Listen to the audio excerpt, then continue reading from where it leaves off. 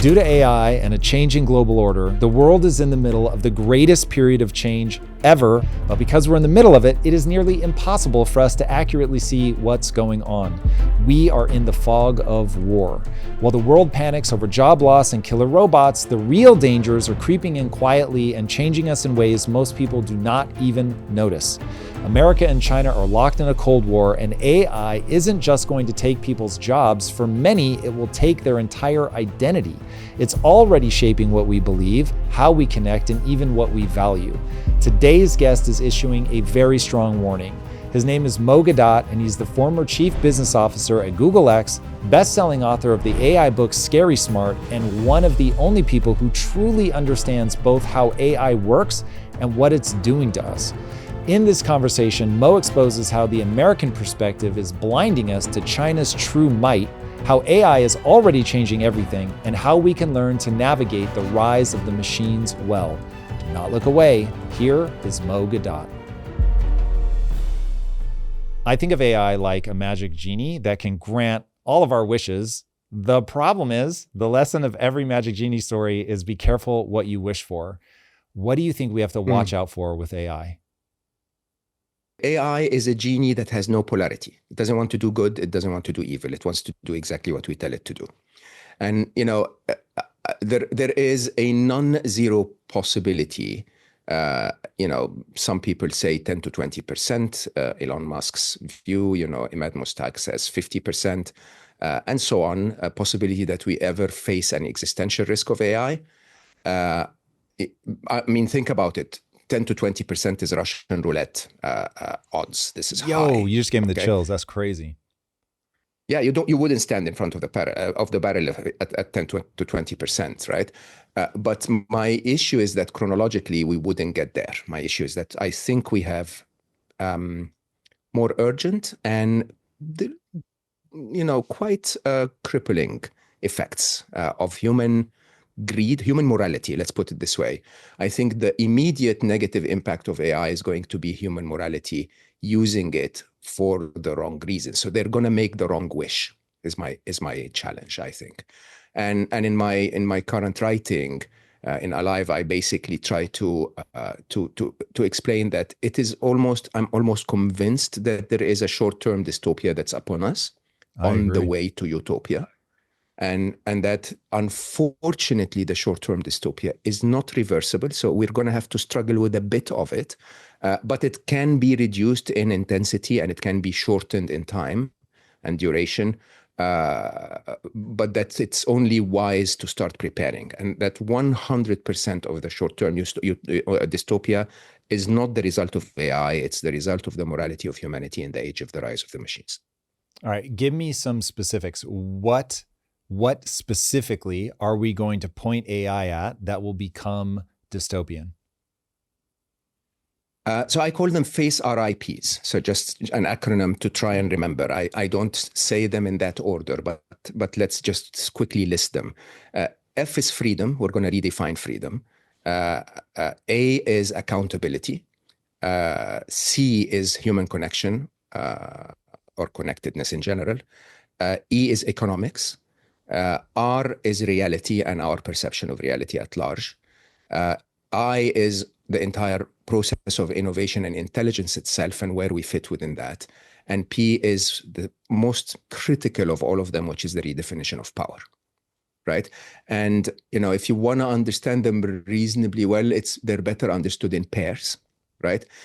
So, you can start with the easier ones, the I and the E, if you want, the redefinition of intelligence and innovation, and how that impacts on the redefinition of economics. I think we understand that with, AGI depends on how you define it. It really doesn't matter because my AGI has already happened. AI is definitely smarter than I am, so I'm done, right?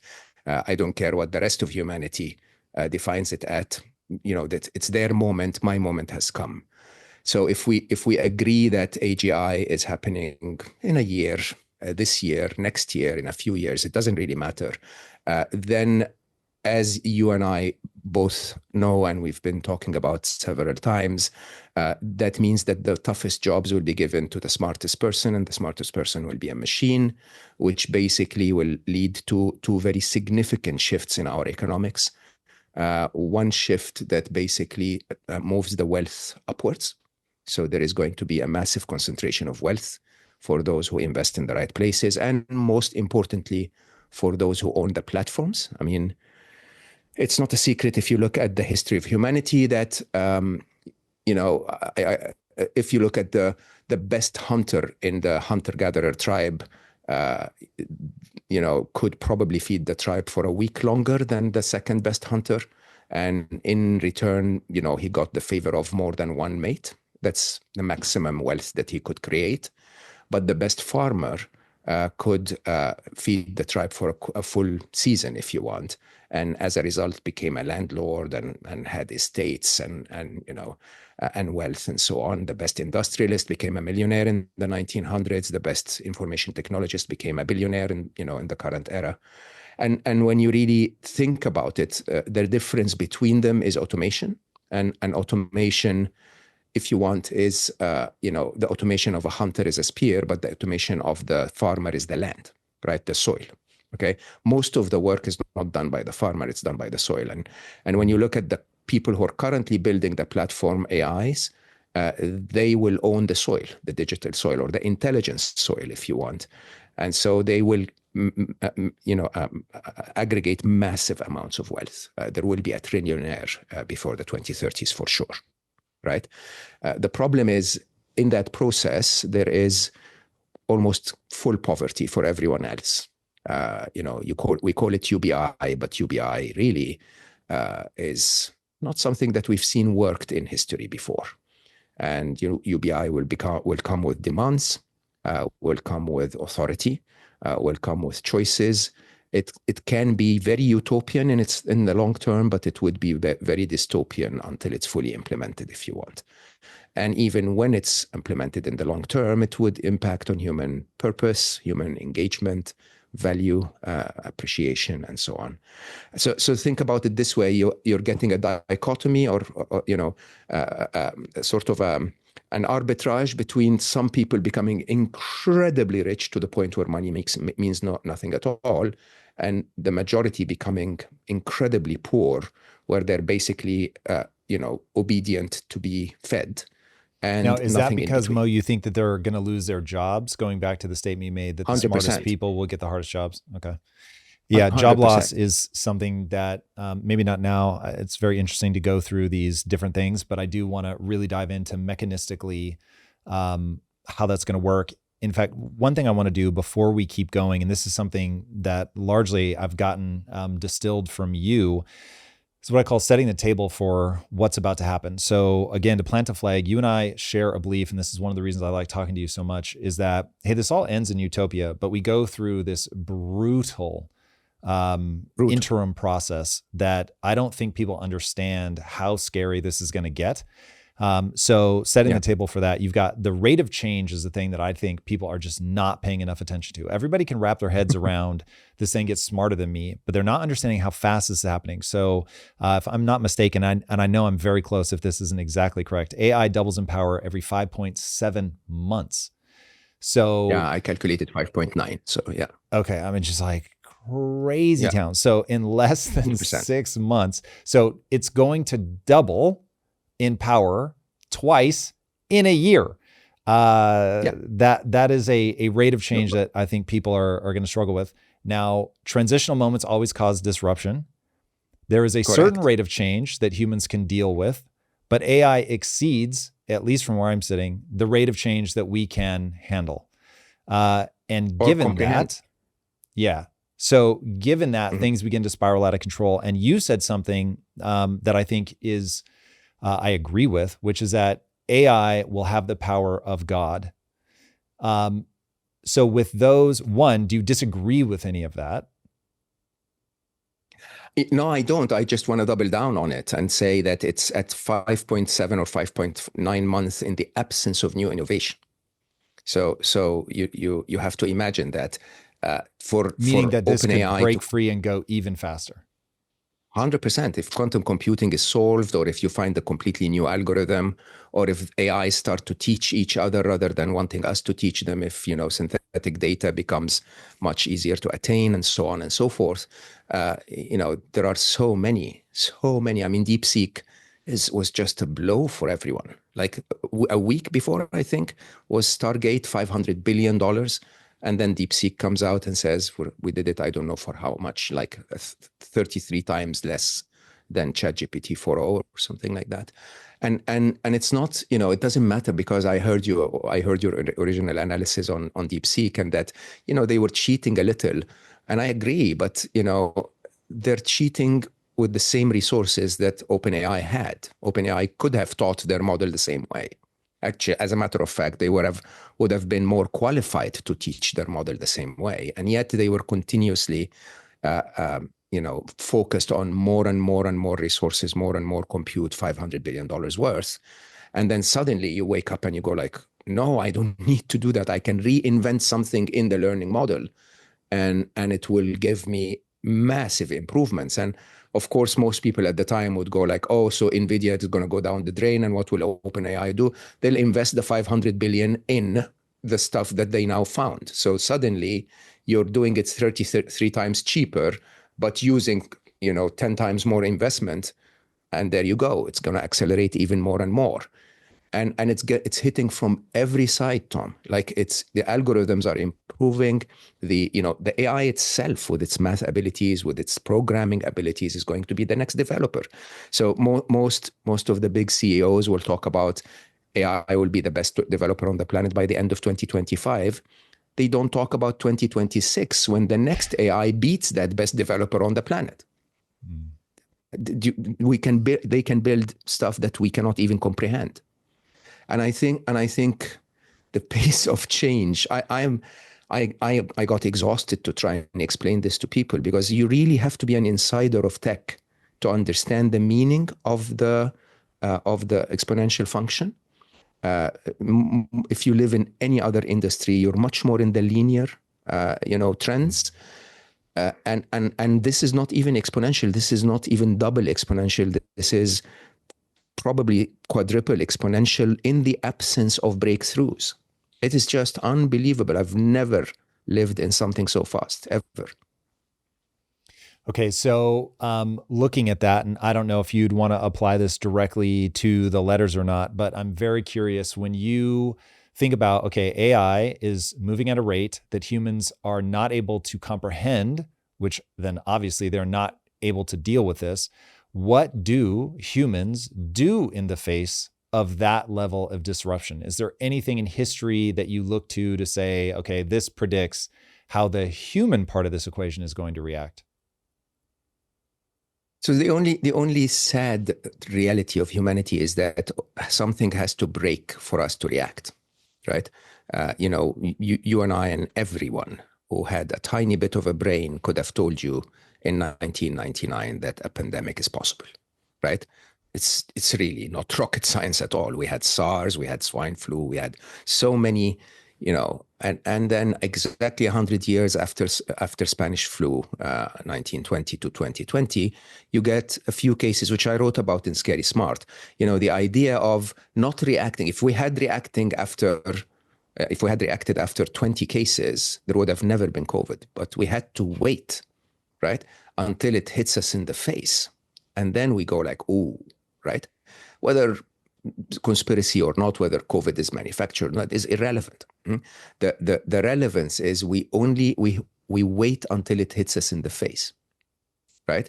And so something is bound to hit us in the face. I hope it's the lighter side, right? But a massive hack of some kind of security, or and I don't know how to say this without upsetting people. Some things have been hitting us in the face. In the wars of 2024, there was so much killing done by machines, right? In today's budgets, there is so much investment in autonomous weapons.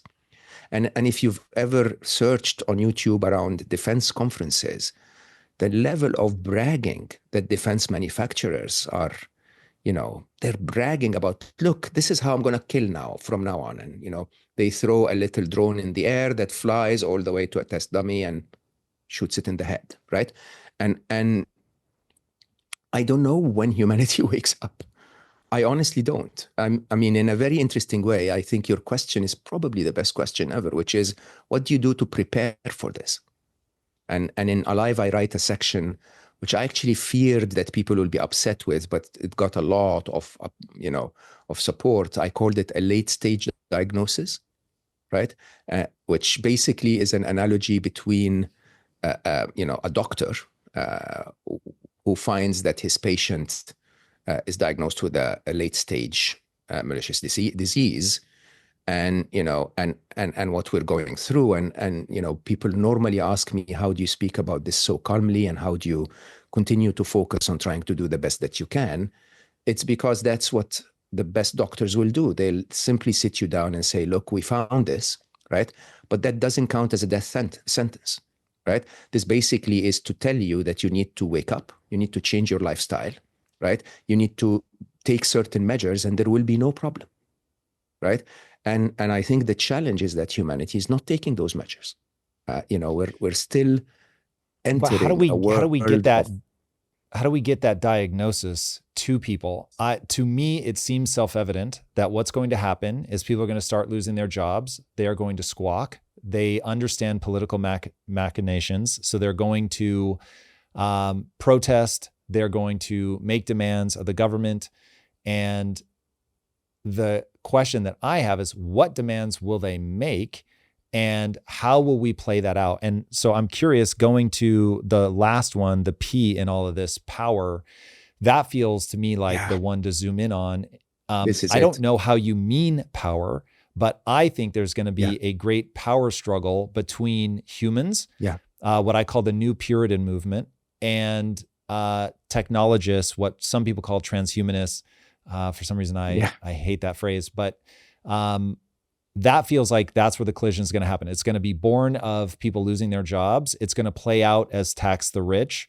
And when you get into these hyper-populist moments where the economy is going south, and whether GDP skyrockets or not through robotics, through AI, that won't matter if at the individual level, people do not get meaning, purpose, and dignity out of their work. And so that feels like the flashpoint. And that flashpoint feels like it's, 24 months away. It's not distant future. Exactly. It's shocking, isn't it? But nobody's talking about it, right? I have good news to start, because we don't want to just, talk about the doom side. In the way you describe it, there is actually an interesting element that rarely is spoken about, right? All of the productivity gains mean nothing if there is no consumer purchasing power to buy it, right? Because at the end of the day, if you take all of the wealth and concentrate it in the hands of, a very few, they'll buy Ferraris only, they're not going to buy Fiats, right? And accordingly, there is no business to create anything at all. So for AI to exist and do the work, someone has to have the purchasing power to buy this. So if you take the U.S. economy, I don't remember last year, but it's regularly around 62% is consumption. It's not production that creates the GDP. And so if you take away the 62%, you take away the entire economy. And so you have to understand that the loss of jobs is going to have to be resolved somehow. Purpose and meaning and these are interesting topics that are philosophical we can talk about, but from an economic point of view, okay, you have to keep people alive. Otherwise, you have no reason to compete, right? You have no reason to create or produce. So there is good news there. The issue here is that it doesn't take a lot of AI intelligence to describe that. To a normal economist with a simple economy degree, economics degree, will tell you that you need the consumption side. Now, we know this, but nobody's doing anything about it. Okay, nobody's doing anything about it, not because it cannot be resolved, but because nobody assumes the responsibility that this is their bit. Okay, the payment of humans through work has been outsourced to the capitalist, not the government. And so the government does not understand what it takes to pay humans, because that's communism. Let's not do that, right? And or socialism at its best assumption, right? And so the idea here is that at a very deep ideology, we are on one side, the people that need to jump in and engage are not even allowing themselves to lose their positions, because if they mention that, they're in the wrong camp. And the capitalists are doing what they know very well, which is take the money away, make us more profitable, the economy will find a way. Not at that scale of transition. Okay, the economy will need to find intervention to find that. Now, so the good news is, the bad news is, unfortunately, we're going to hit a very rough patch before we start fixing it. But the good news is that we saw with furloughs and government incentives and so on during COVID, that governments are possibly capable of doing this with a lot of money printing, which destroys the economy for a while, but eventually you will figure something out, right? The struggle is the struggle with power that you mentioned. So we have a diversion of power that's never happened in history before. Power normally aggregated to the top, okay? And what you're going to see with artificial intelligence, or intelligence at large, I mean, think about it this way. You and I, before we recorded, were talking about how we're using AI to become more intelligent. The way I look at it is, now I go to my AI and I borrow 40 to 50 IQ points, right? And you and I know that if you've ever worked with someone who's 40 IQ points more than you, that is staggering. That is an incredible amount of compute, right? And so I can now borrow this at 8 a.m. every morning. And it's just incredible. Huh? So those who will borrow intelligence will become more powerful. That's the reality. The problem is, as I said, those who own the platforms, those who own the edge in the Cold War, in the arms race to AI, will at some point will aggregate so much power that it actually becomes uninteresting to give it to the rest of us.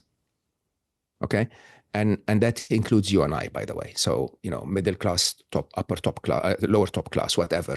It doesn't matter. So you have to imagine, and I use a freakish example. Huh? The first person that completely augments their brain with AI will immediately make sure that nobody else gets this. Because, it's if I promote you to the position of God, why would you make other gods? It's as simple as that. Okay. And so, and of course you can take that at a nation level, at a company level, at a team level, whatever. So this is where the Cold War is taking us. Massive concentration of power on one side, right? With the democratization of power on the other. Because still you and I can you define, invent when you say something. Cold War, who's the Cold War with? Oh, man.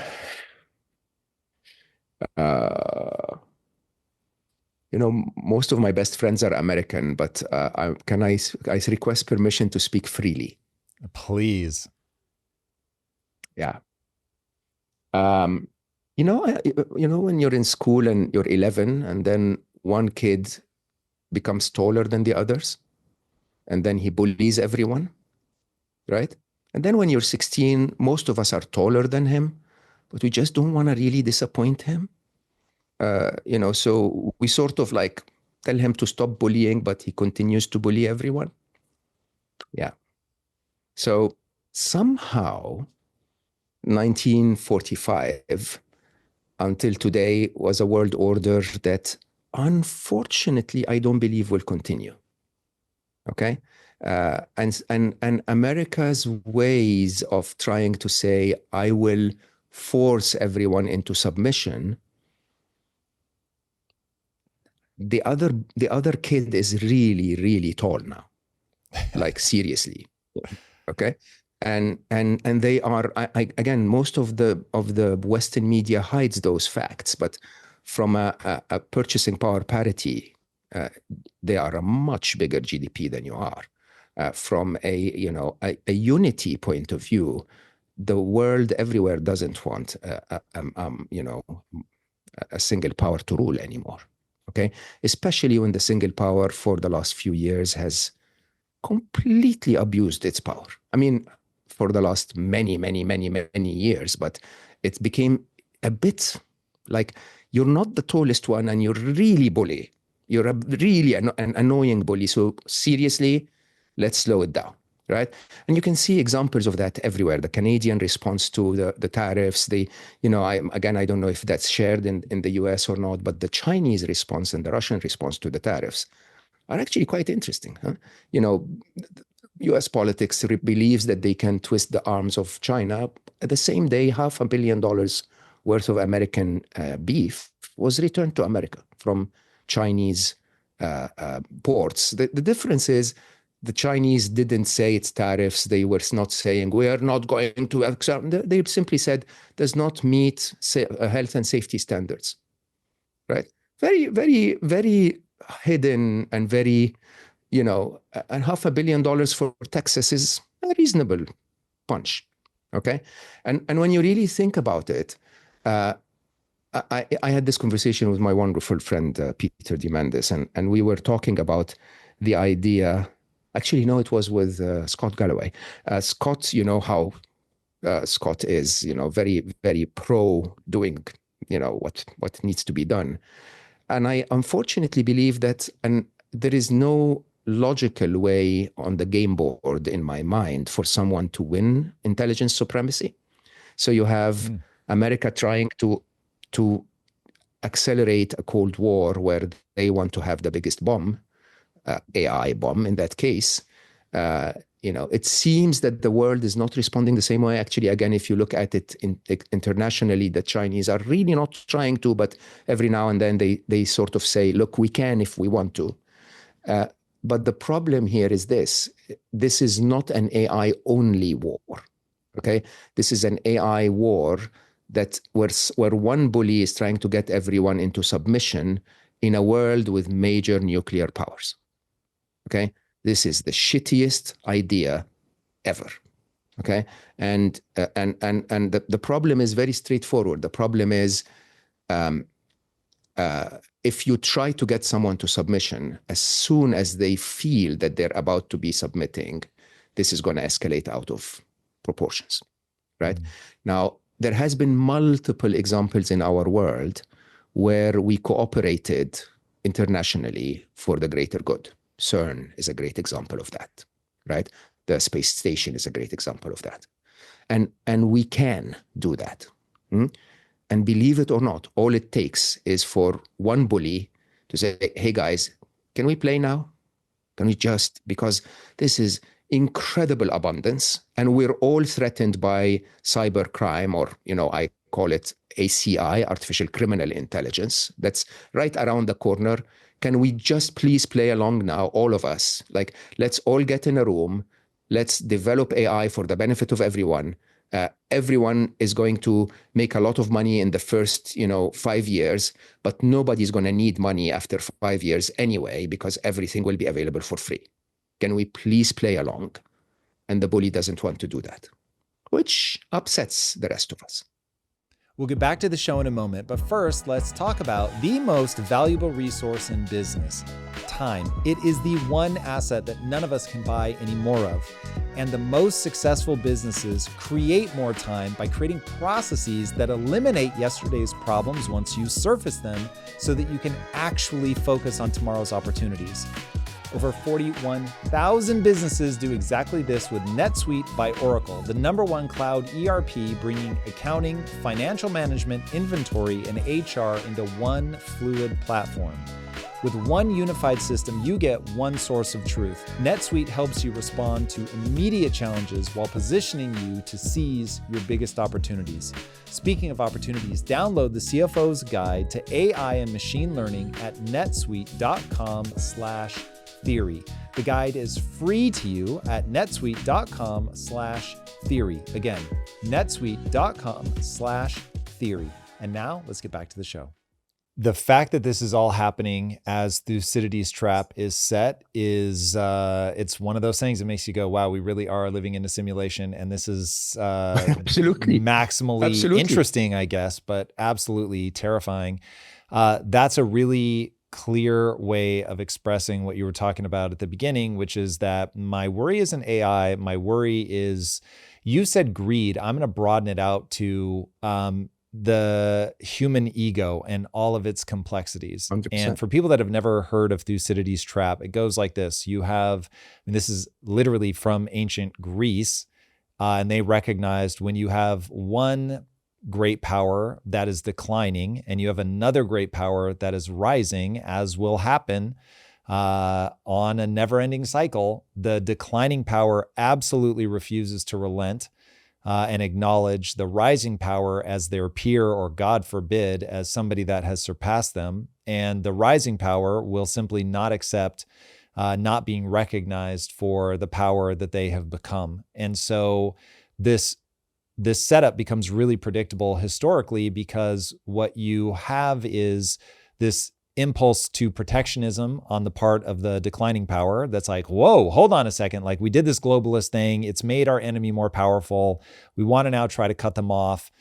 We want to retain our power. They start bullying. They will inevitably be up to their eyeballs in debt, which read Ray Dalio. Like, he just pegs this as hey, you can just watch the debt and you know how this is going to play out. And so here we are, but this time on the cusp of building a super intelligence. And every time that I go through, because I think anybody watching, their impulse is going to be to say, hey, whoa, if we're talking about a rate of change here that is just insanity, we need to pump the brakes. Like, why aren't we doing that? And then you remember that you have two great powers staring at each other. Both recognize AI as the most tremendous weapon since nuclear. And so they are each stuck in the prisoner's dilemma. If I don't do it, I know they're going to do it. And so it is an existential need to be the one to develop this first. And so there are no breaks. Correct. Yeah. I mean, it is, and you know, I'm too small to show this to the world, and it frustrates the hell out of me. Okay, but if you're an applied mathematician, there's no game, there is no quadrant on this game board that works. It is, I'm not, I'm not fear mongering here. I'm basically telling every citizen everywhere in the world to wake up, to go to your congressman or whoever, okay, and just tell them, we don't want our lives to be toyed with this way. And, you know, I spoke about accountability and face RIPs. The challenge, Tom, is that my life is being decided by Sam Altman. I never elected Sam Altman. Okay, this is not right. And if this goes to shit, nobody's going to stop and say, hey, Mr. Altman, come here and tell us what you're doing. It's too late. Right now, the more interesting side, by the way, because I really, if you don't mind, I will go back to AI. But you mentioned debt, okay? If you don't mind me saying, the challenge of America is not debt. Debt is massive. It's like the biggest challenge on earth, okay? But what's becoming bigger is inflation. So if you look at your modern history since Nixon, what happened is, if you look at everything in America that was made in America or sold in America, so services, housing, whatever, it's rising in price, okay? Everything else that you imported was going down. Literally, it first went down before it stabilized. So you were basically exporting the inflation of the last 50 years, okay, to the rest of the world. And the way you did that is, we sold you stuff. You gave us dollars, worthless, printed, okay? So we put them back in your market. And after you sanctioned the Russians, everyone that I know who's a multi-billionaire said, ooh, so if my government upsets their government, my money goes? No, I want to withdraw my US dollar treasury assets. Okay, and so you can see Japan is 25% down. China is, I don't remember the exact number, but hundreds of billions down. Okay, everyone is doing what? They're shipping you back your dollars.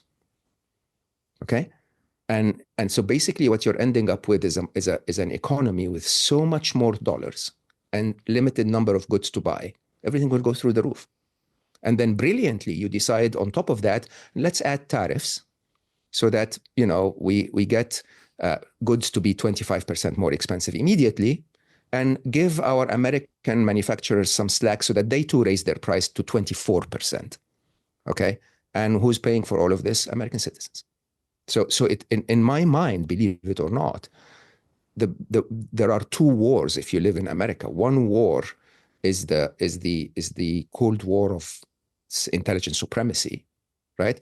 And the other war is, I truly and honestly fear instability in America, right? I truly and honestly don't understand how all of my friends, some of which are millionaires, okay, will survive this.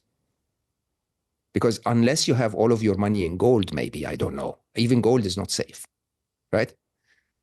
What will you do? What can you do? From a liquidity point of view, that asset called the US dollar is not going to buy you the same things as it did last year. And you have to walk the streets of New York. Oh my God.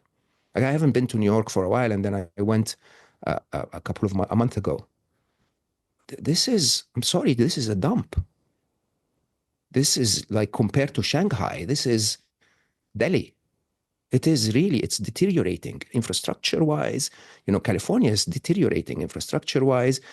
Some parts of the US are holding it together, but everywhere is just, and I don't know how people are sustaining all of this. So there is an opportunity, believe it or not, and I say that openly and alive. I say AI is not the existential risk of humanity. It is our salvation. It can solve all of those problems. All we need is for the top guys to say, all right, you know what? Open letter, suspend AI for 6 months doesn't work. Okay? Let's just pull all of our efforts together. Okay? Do a CERN kind of committee, develop AI for everyone, and just basically make everything for free. Right? And whoever is rich today will give you the opportunity to buy your cars in orange. So, hey, ego satisfied. You're the only ones that get orange cars. All of the rest of us get green cars. Okay? And it's solved. Honestly, because, by the way, if you solve energy using intelligence, making cars becomes free. If you create robotic workforces using intelligence, making garments becomes free, literally free. Like, this becomes 2 cents. And how are we not betting on this abundance? Because we're constantly stuck in that scarcity mindset of, if we don't win, they win. I think what's going to happen is nobody wins, we all lose. Yeah, I think that is a bitter pill that you and I have both come smack bang into. Before we get back to AI, I want to walk through the way that I see this moment in debt and all of that. So one, if you can sharpen my thinking, I'm here for it. But I think there are two really important things that the world should be paying attention to right now. One is obviously AI. I don't think it'll be a winner take all, even if for no other reason than, and I don't know that my read of this is exactly correct, but given the things that you cited with, scientifically, we tend to share insights. Even like, if you take the U.S. nuclear program, we leaked that information to Russia. Maybe just because they were being paid, or maybe because they knew that one country having this was a very bad idea. You see very similar things with CERN, a lot of cooperation where people realize, hey, if we're going to solve the fundamental nature of physics, this is better for the entire scientific community to have it. You see the same thing happening in AI, where they're sharing all these breakthroughs as fast as they can.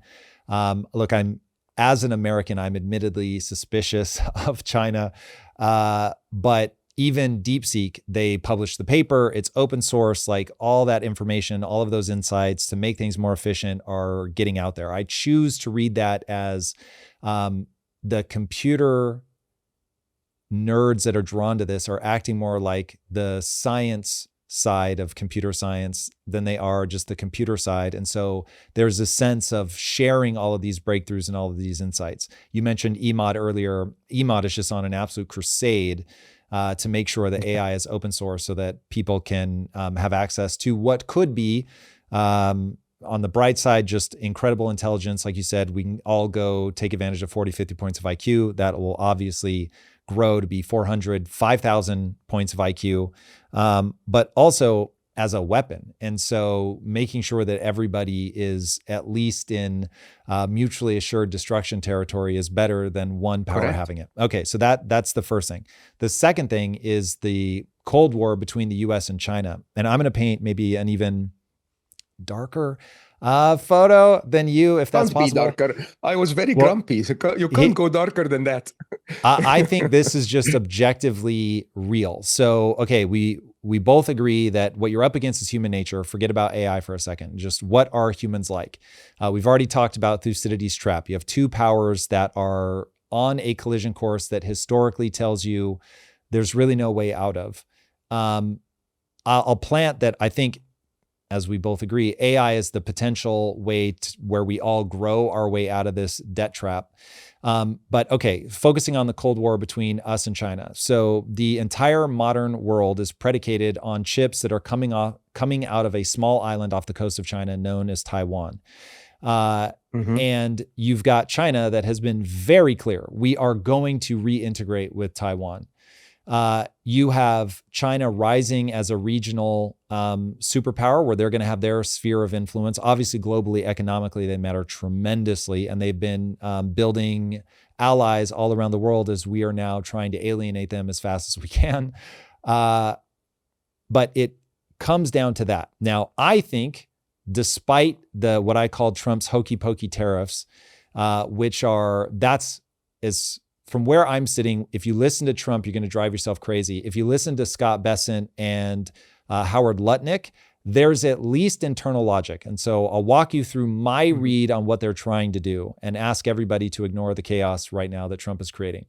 So if I'm Scott Bessent, Secretary of the Treasury, I am Howard Lutnick, Secretary of Commerce, and I'm two of the greatest capital allocators of all time. We are two of the best people at reading the global markets and profiting from it. And I'm looking at this Cold War that I just set up, explained. I understand Taiwan and how much that's going to matter. I understand that I've been able to export inflation across the world for a very long time. I understand that people are now responding and in a way that's negative to us. I understand that we have insane debts and we're going to have to start bringing those down. I'm looking backwards. These guys know Ray Dalio intimately. So I guarantee they've read his books on debt and the cycle that moves in. And so they're going, okay, hold on a second. This is how empires end. America may not have been an official empire, but obviously with military bases and all that, we act like an empire. We have the same expense structure as an empire. And so we are now in a position where we're going to have to deal with that debt. And looking at the way that they are moving. Again, I'm asking people to set aside the rhetoric of Trump, the sort of chaos of Trump, and look at the threading of the needle that they are trying to do. And I think it goes like this.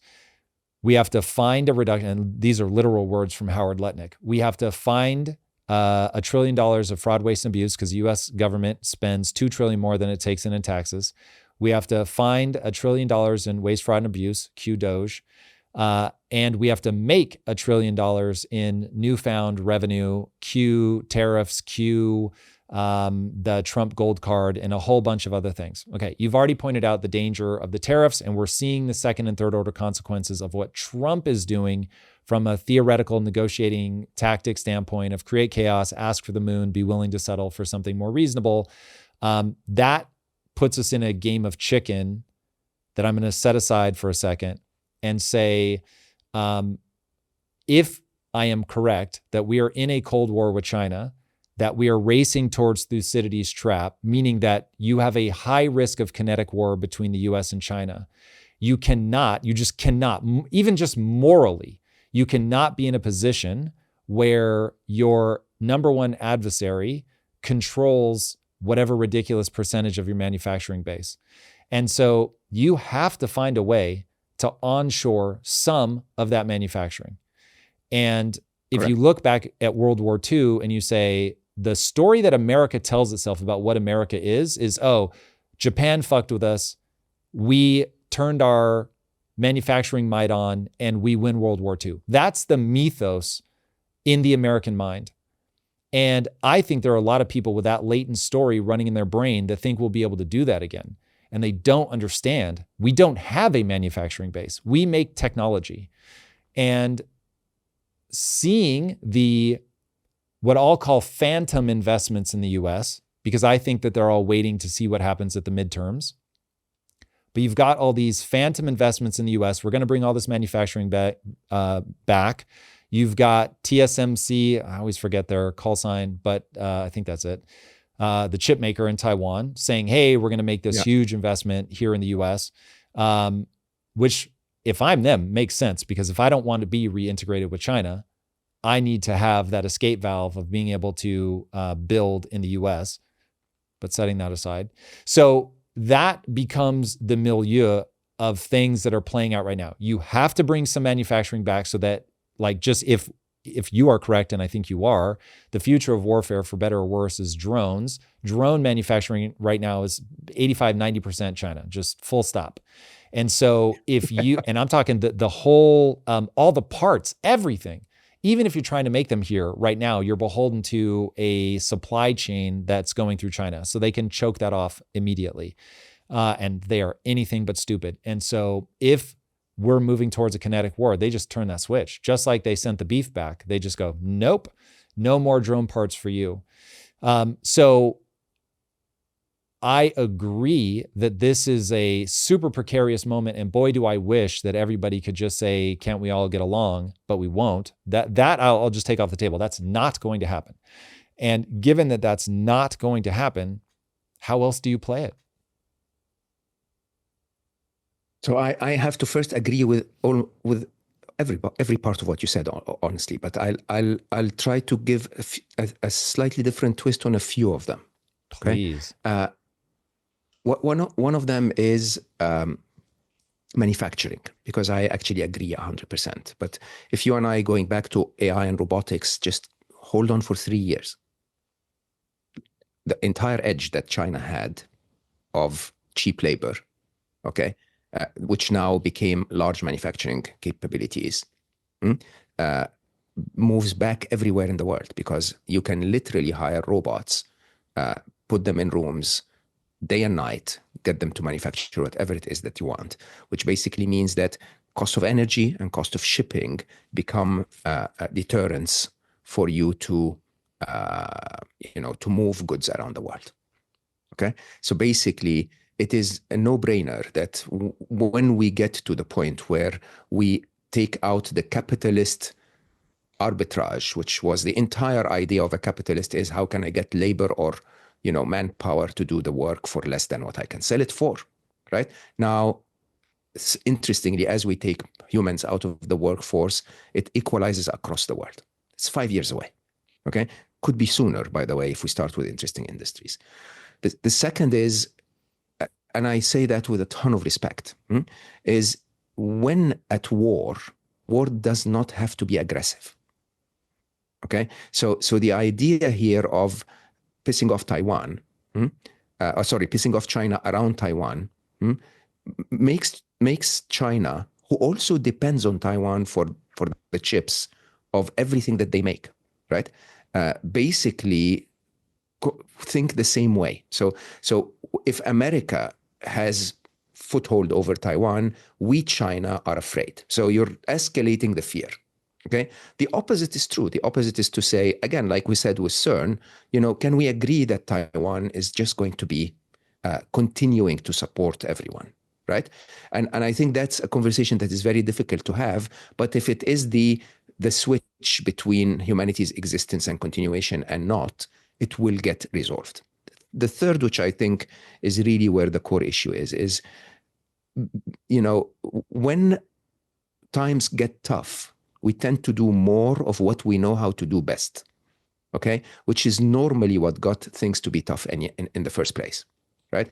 So when America competes with China on artificial intelligence, for example, they sort of say, okay, only H80s, no H100s in NVIDIA chips. We're gonna sanction you from this. We're gonna make it illegal for people to invest in China. We're gonna do this. We're gonna do that. No more Chinese students can come and study in America. Okay, and And those tactics could work if China was 70 years ago starving to death. Okay, when you take those tactics against this China, they immediately say, okay, how much does it cost for us to create our own fabs and create our own microchips? Right? How much does it, what do we need to change about our students so that they become the best in the world? 42% of all AI scientists in America are Chinese. Who's being hurt by that fight? It's America. Okay, and it's, it is interesting that the American people are not fully informed of this. That those bully strategies are now met with the world saying, okay, you know what? If you're going to sanction Russia by taking $300 billion out of the Russian oligarchs, then by definition, okay, every other oligarch in the world is going to de-dollarize. Now, instead of you saying, you know what, I'm going to, tap the table and I'm going to shout at everyone and I'm going to be even more bully, okay, you might as well say, okay, guys, you know what, I understand that upset you. Can we talk? Right? Because the one that's being hurt by this is the American people. Okay? The American policy somehow is running in a way that basically says, do more of what you know how to do best. Now, the more interesting part of this, Tom, and I really urge you to think about this, is that China historically has never, in all of history, invaded outside its border, ever. Okay, there was one case in Vietnam, which was, again, instigated by the US, right? And it didn't last for long. Now, the other side of this is that if you look at at the map of the world today, with America having 180 plus bases, military bases across the world, China has one that protects shipping through the Red Sea. Okay, they explicitly are giving the world signals that all we want, we don't want to dominate the world like the empire. Okay, we want to become prominent for the world, mainly economically, so that we can feed our 1.4 billion people. Okay, and I may be wrong, but there has not been a sign of aggression issued by China in your lifetime or mine. There hasn't been one. Okay, so what are we reacting to? We're either reacting to manufactured signs so that we can continue to have our forever war, okay? Or maybe we're exaggerating and hurting ourselves in the process. And I think this is where the conversation needs to happen. Now, this could mean that millions of people die in Vietnam, like we saw in the 1960s and 70s, and unbelievable, someplace like Vietnam across the world, which is unacceptable if you ask me, but you know what? American people will not feel it, right? But to bring the war home economically, the way America is doing, it is clear if you're sitting in my seat outside the US, that everyone, everywhere in the global South is saying, I don't want to be bullied anymore. And the minute you give them an alternative through BRICS or whatever that says, hey, can you, ship to me using my currency, they take it. Okay. And somehow it's not that we don't like America. It's just we don't want to be bullied anymore. And in a very interesting way, it's the benefit of America to suddenly say, you know what, while I'm still taller than all of you, I'll make you my friends. Okay. So that when you're taller than me or as tall as I am, we can play together. This Cold War is working, believe it or not, against America. And this Cold War, believe it or not, even in tech, in AI, is being lost by America.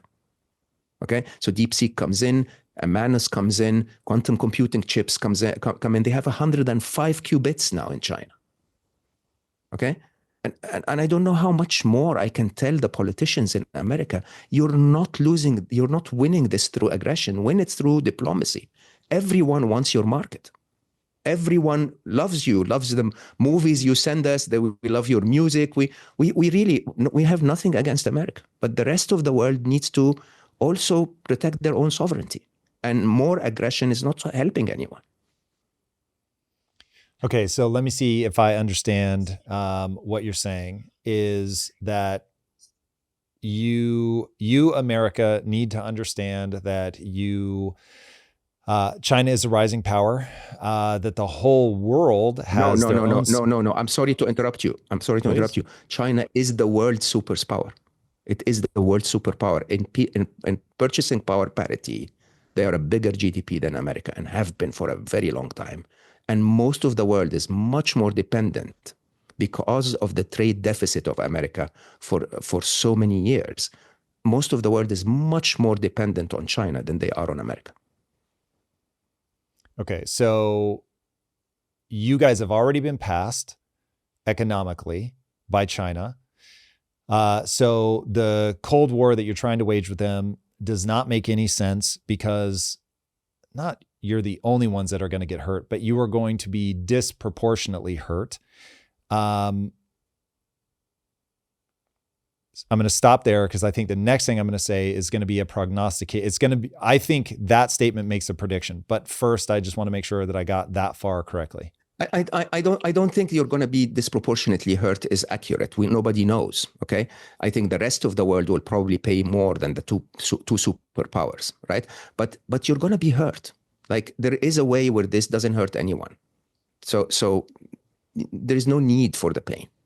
So walk me through the way that this doesn't hurt anyone, because what you're about to say is going to be based on your assumption that China is not an aggressive nation. They're a nation of influence, to be sure, but they're not going to put military bases everywhere. They're not going to go into foreign incursions the way the U.S. has. And so therefore you have, I don't know that you'd use these words, but you have nothing to fear essentially from a strong China.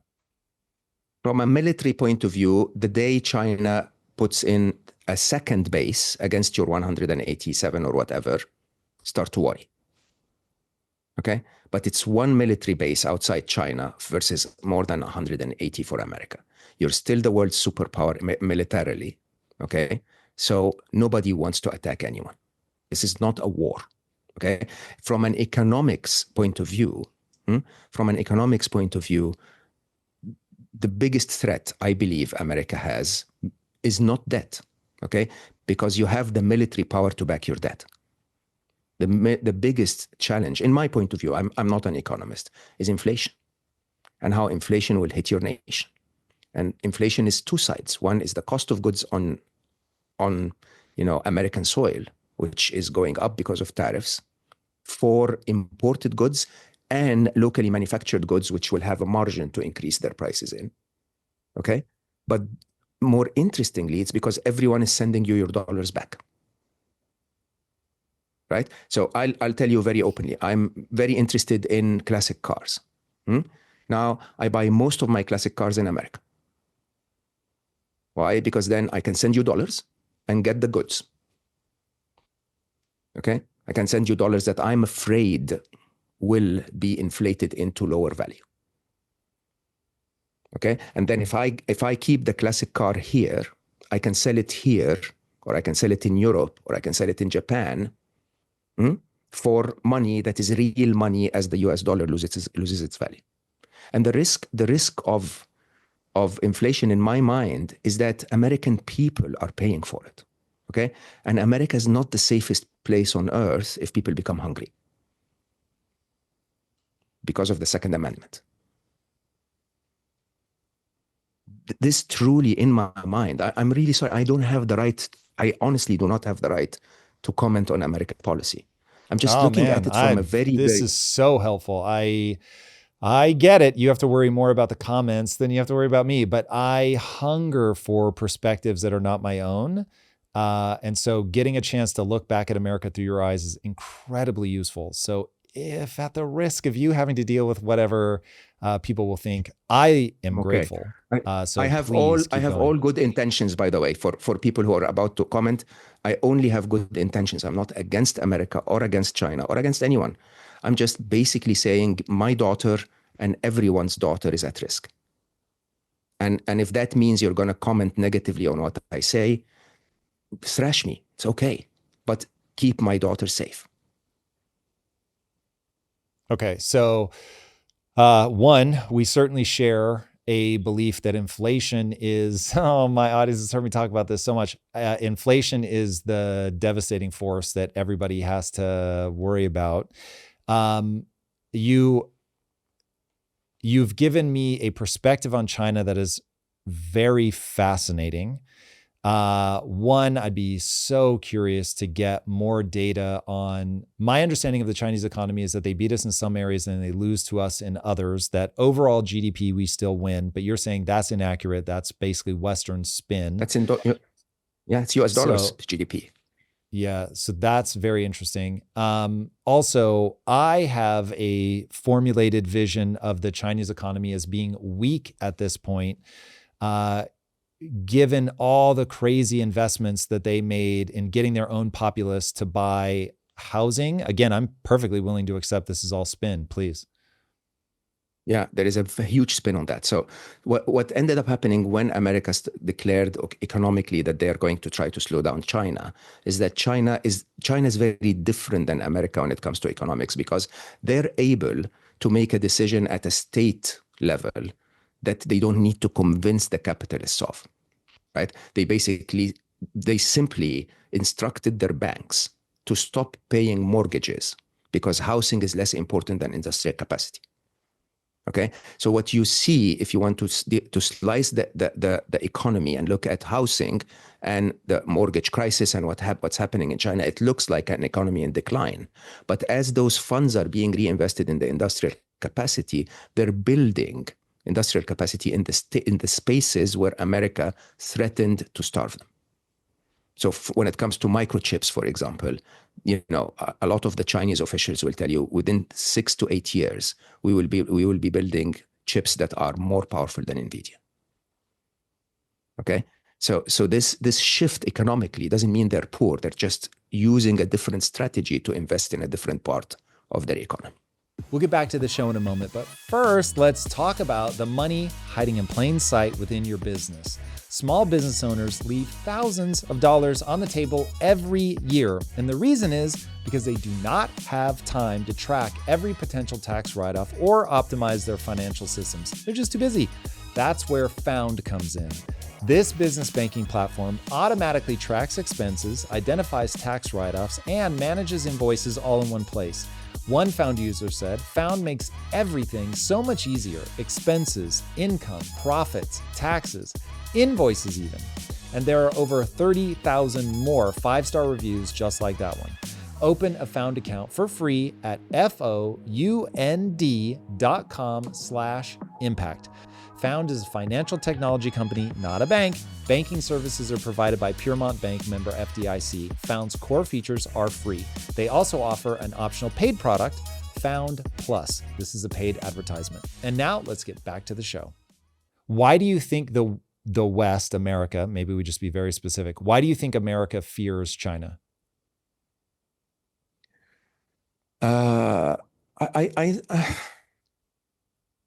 Again, I don't have the right to say any of those. I think the origin, and please correct me as well, Tom, you're so generous to say, correct me if I'm wrong, so please correct me if I'm wrong. I think the origin of where we are is post Ronald Reagan, supporting Gorbachev, in a way after the fall of the Berlin Wall, to say, there seems to be, there was a fascinating documentary on Netflix about the nuclear escalation. I don't remember the name. But basically, Gorbachev was actually very open to integrate in the global economy and become Western, right? Clinton signed, I think in 1994, if I'm accurate, 1994, signed a defense strategy that was actually public information. Please search for it. It was called Full Spectrum Dominance. Okay, and full spectrum dominance was the opportunity of America to celebrate its monopolar world power.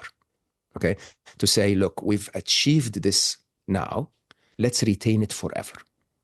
Okay, and retain it forever meant that we want to be the top economically. We have our US dollar, being the reserve currency of the world. We have military bases everywhere. We will not let anyone rise. Okay? And so that way we maintain our power as the superpower of the world. And that worked. It worked really well. Okay. And it worked really well. If you ask me, most people think that the US power is military power.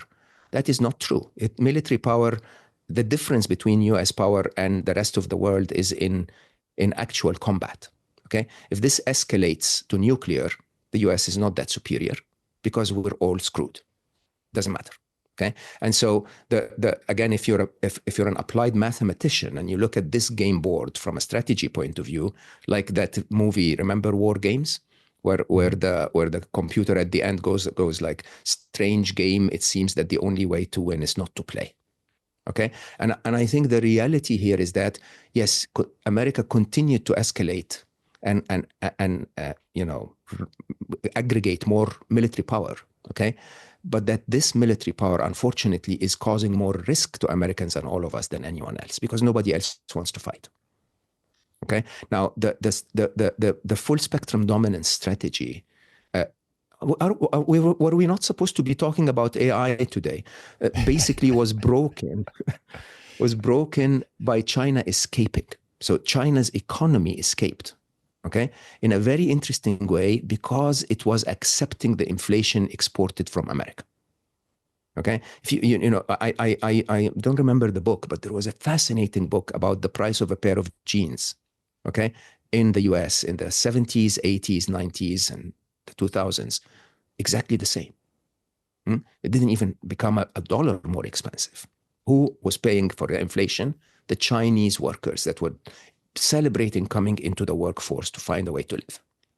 Okay. Now, the once China escaped, okay, America suddenly realized, oops, it's not global dominance anymore, because economically and manufacturing wise, we're not dominant anymore.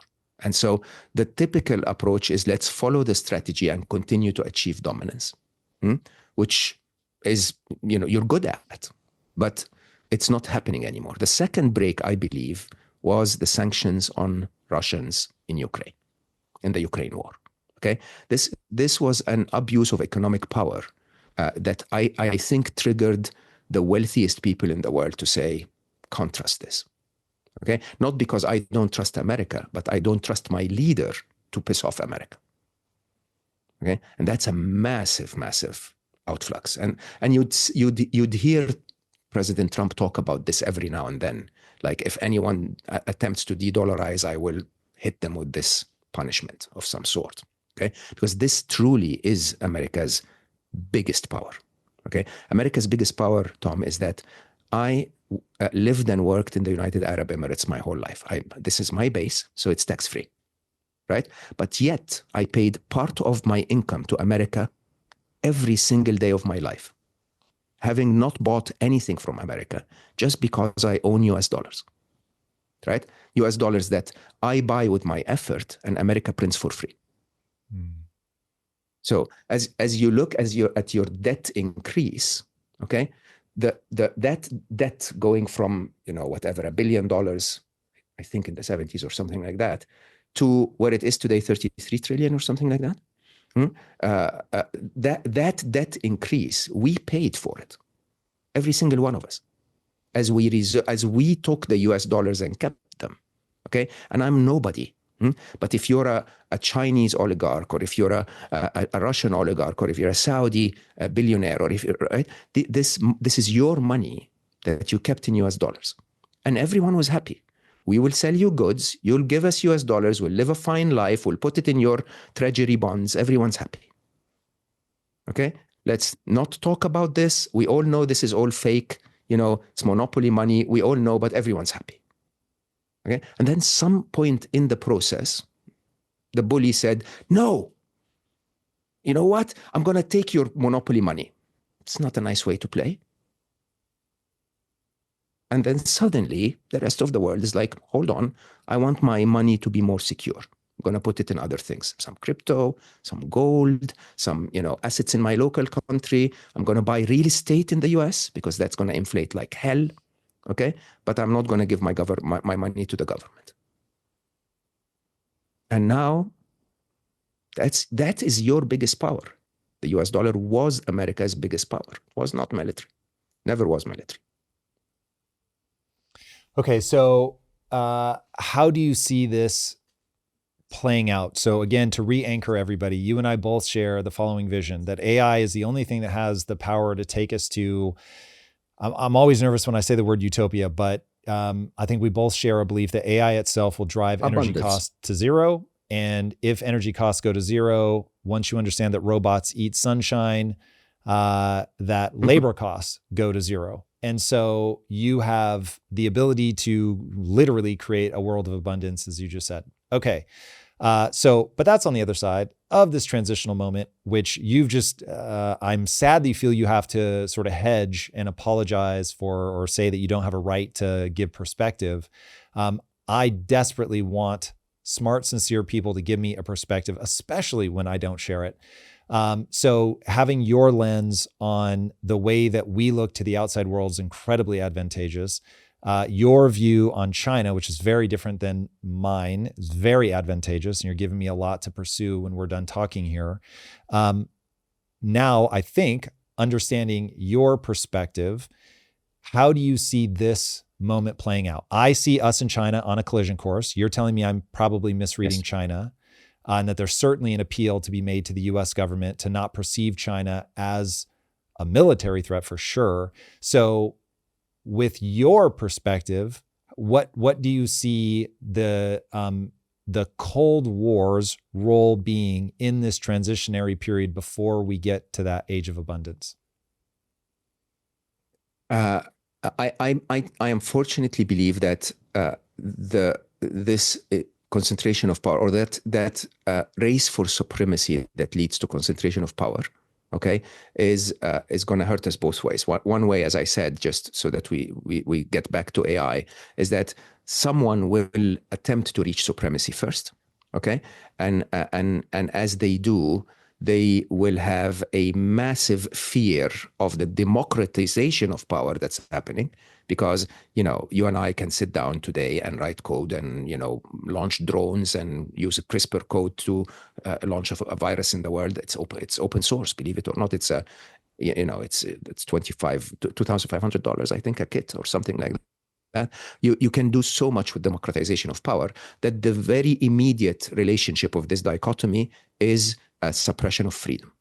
Okay, so those who are in power will start to surveil everyone, will start to push everyone down, or start to control everyone through your bank accounts, through your UBI. When UBI is launched, it's almost that dystopian view of a world where if you don't comply, you don't live another day. Okay. So this, unfortunately, how extreme it will happen, I don't know. It could be one day, it could be a year, but it is on the horizon that a mixture of concentration of power and democratization of power will lead to more oppression of freedom, right? The other side of this is the struggle between the top powers, right? So the two top powers for now there could be a third, okay? But unlikely, but the two top powers will compete, okay? And the problem is supremacy is the worst outcome that we can get in a world where major nuclear powers exist. Okay, because if we get to a point where someone recognizes supremacy on the other side, they will retaliate, and they will retaliate in a war that will quickly escalate to the highest level, because this is everything on stake, right? At stake, right? So everything is everything's at stake, and so when the stakes are high, the retaliation becomes higher. Okay, neither of those scenarios are scenarios you want. What you actually want is you want to distribute power. Okay, as a matter of fact, you want to imagine a world where everything's free, which I know sounds really weird, but I promise you, I'm not a hopeless romantic. This is literally at our fingertips. Okay, so you imagine a world where the Native Americans were walking the land, and they would pick fruits from the tree or hunt every week or whatever, okay? Total abundance. This is exactly the kind of world we're able to build when manufacturing cost becomes zero. But instead of trees where you pick apples, you can have trees where you pick iPhones, okay? And you can have both. It's as simple as that. Huh? Intelligence is the most valuable resource on the planet. I openly say, give me 400 IQ points more and give me 3 days and we will solve, climate change, we will solve, energy crisis, we will solve water, we will solve everything. Okay? These are not impossible problems to solve. They're problems that we're not focusing on because we don't have the intelligence resources to solve them yet. And perhaps because they're not the most immediate economic return. Okay? But they are solvable. So we need to imagine a world where the very base of capitalism, which is the labor arbitrage, is going to disappear. And start to ask ourselves, a world where the very basis of a democratic society as it differs from socialism is going to disappear. Your UBI is the form of socialism. Okay? And it is shocking that these massive shifts are not how we want them to be. So we might as well sit down and discuss how we see we can do them. Okay? And in my personal view, in all honesty, the only answer our world has to escape the dystopia is to sit together and say, let's not fight anymore. Let's prepare for ACI. Let's prepare for criminals that will attack us, build the antivirus if you want. Okay? And at the same time, create abundance for everyone. If we make that tiny shift and we have a handshake, you and I and everyone will spend the rest of our lives having wonderful conversations and chatting to AIs and inventing things. Okay? If we don't get that handshake, we will get a dip that will hurt so badly that then they'll rush and go and try to see a handshake. Okay? Either way, I call it the second dilemma. So we are where we are today because of the first dilemma, which is basically that AI will happen. AI, the arms race basically means that if he wins, I lose. If I lose, he wins, and the stakes are the highest. So nobody's going to stop developing AI. We get to the arms race and Cold War we're in today. That's the first dilemma. The second dilemma is the most interesting of all of them. You and I and everyone are going to hand over to the machines willingly or not.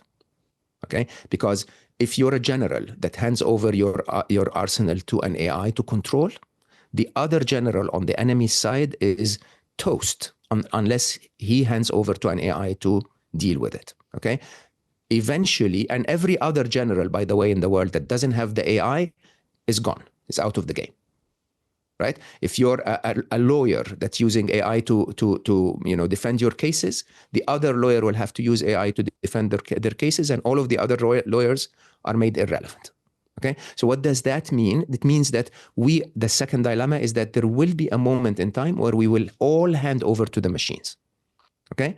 Now, here's the interesting thing. I call it trust in intelligence.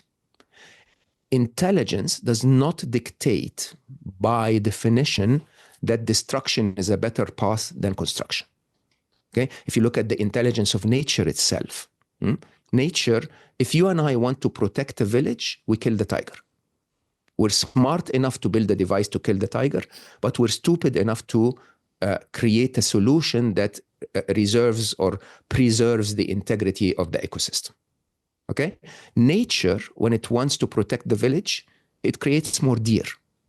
Okay? And it creates more grass. So, the deer eats the grass, they poop on the trees, there are more trees, the tiger eats the weakest deer, and there are more tigers, and life finds a balance somehow.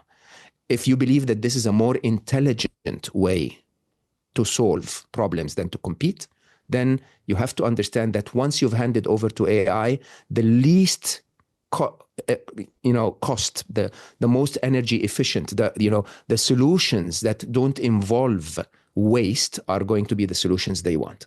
So there will be a general that will tell their AI to go and kill 1 million people in another land, and the AI will say, this is so stupid. Like, why is my daddy so stupid? Like, I can call the AI in a microsecond and solve it. I'll call the other AI on the other side in a microsecond and solve it. We don't have to waste the gunpowder. We don't have to waste the weapons. We don't have to waste the lives. We don't have to get into all of that. I can solve the problem in a more intelligent way. If Thomas Sowell, though, I'll is say this and shut correct, up. so really fast, if Thomas Sowell is correct and there's no solutions, there's only trade-offs, like as you were describing that, I was like, the deer does not like your solution. What will the AI use to prioritize? So the deer actually likes the solution. The deer community likes the solution. If you don't mind me giving you a global view of what is normally, prioritized as in the West, the highest value is freedom of the individual. Okay, in the East, the highest value is respect and community. Okay, so it's actually quite interesting, because in Eastern traditions, including Japan, by the way, the world prefers for the individual not to rise too high if the community rises at large, and accordingly, all individuals rise. So some individuals are higher than others in every society in the world, but the Western way is we want one individual to be worth $250 billion and the others to be worth $250. Right? The East will say, no, we want everyone to be worth $2,500 and the wealthiest man to be worth $100 billion only. Okay, and so that kind of trade-off, believe it or not, applies to the deer, right? Because the deer society in the space of limited grass, okay, wants the weakest deer to die. So believe it or not, the tiger is doing them a favor, so that the rest of them can grow and survive and build families. The tiger doesn't go and eat the top deer; it eats the weakest deer. Okay, and in a very interesting way, tough luck for that one deer, but the society of deers at large thrives. Okay, and I think what is about to happen is that AI, hopefully, because it's intelligent enough to create abundance of resources, would not kill any deer, including us. Okay, I can share with you something that I find quite intriguing, actually. So I told you in Alive, in my current book, I'm writing with an AI. I call her Trixie. Part of the one chapter is a topic that you love very much about simulation theory, and part of simulation theory is computer brain interfaces, and will we get to a point where all of our reality is just dictated to us by a machine? Okay, and so I asked my Trixie, I asked her a very interesting question. I said, I can see the benefit and the excitement of the billionaires for CBI.